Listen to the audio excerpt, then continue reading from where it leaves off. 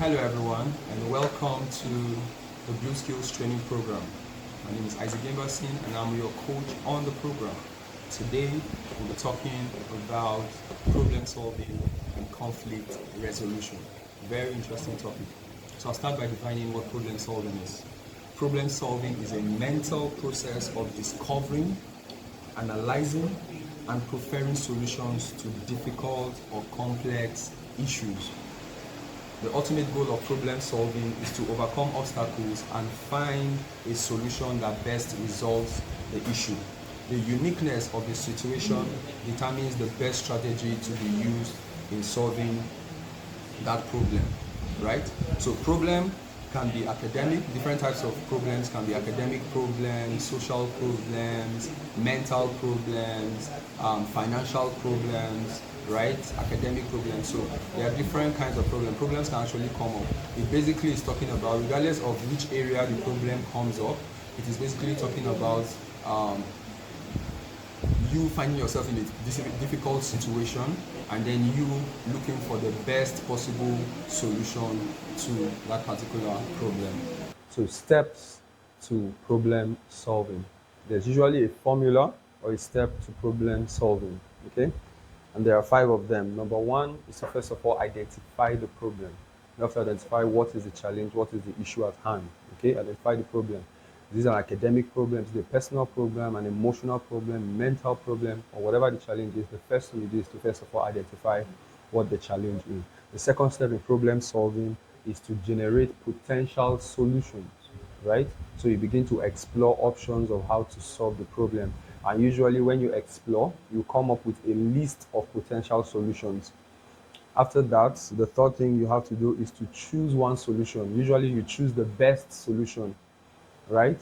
So what makes the best solution? The best solution is that solution that one has the greatest value as far as solving the problem is, and then has the least consequences in solving the problem. The fourth step to solving a problem is to implement the solution that you have chosen. Okay, so take action on it, do what is expected as far as that solution is concerned, and then finally evaluate the results. Okay, did it improve the situation? Did it solve the problem? And all of that. If it did not, then you probably will pick another solution or you go over it again. So 5 steps to problem solving is 1, identify the problem. 2, generate potential solutions. 3, choose one solution, usually the best of the options that you have, the options of solutions that you have generated. Next is the implementation of the solution, and then finally evaluate the results and the outcome. Next is conflict resolution. But before we talk about conflict resolution, let's first of all define what a conflict is. Now, a conflict is clashing or a sharp disagreement in ideas, in interests, and in thoughts. It is the external or internal discord or disagreement that results from differences in ideas, differences in values, differences in feelings between 2 or more people, right? So when there's a disagreement between 2 or more people, either in ideas or how they feel about a particular situation, or they have thoughts about a particular challenge, it leads to what? A conflict. That means both parties are not on the same page, right? So what are the types of conflict? There are 4 major types of conflict, right, that have been identified. Number 1 is called interpersonal conflict, right? This is an external conflict, and this is usually the conflict that occurs between 2 or more individuals, right? So you have an argument over a particular idea, you have an argument over an issue, and all of that is called interpersonal. It is between you and another person. The second type of conflict is intrapersonal conflict. This is an internal conflict, right? And it is a conflict that happens within oneself, right? So sometimes you have 2 options and you have to make a decision. And you have to make a decision about those 2 options. And one mind is telling you, okay, you should go for it. Another mind is saying, no, you should not go for it. When you find yourself in that situation, it is called an intrapersonal conflict, right? You're having a conflict within yourself. The third type of conflict is intergroup conflict, right? This involves a group of people having an argument or a disagreement or a discord with another group of people. So it's between two. It's also an external kind of conflict. And so it's between two groups, between a group of people and another group of people, simply because they do not share the same interests, they do not share the same ideas, they do not share the same thoughts about a particular issue or a particular matter. Then finally, we have the intra-group, right? Now, this is one group, and then there's a little disagreement within itself. It is also an internal type of conflict. So this is within a particular group, but then there are disagreements in ideas, disagreements in values, or disagreements in thoughts about a particular issue. So four of them. Number one, interpersonal and intrapersonal, right? And then we have intergroup and then intra-group conflicts. So we have discussed conflicts. The next thing we're going to be discussing is conflict resolution. What is conflict resolution? Conflict resolution is a process by which two or more parties engage in a disagreement or a dispute or a debate reach an agreement to resolve it. So the parties that have been involved in a conflict, when they come to an agreement on how to resolve a particular conflict, then it's called conflict resolution. It is the process of ending a dispute or a disagreement and reaching an agreement that satisfies both or all parties that are involved. Now, what is the importance of conflict resolution?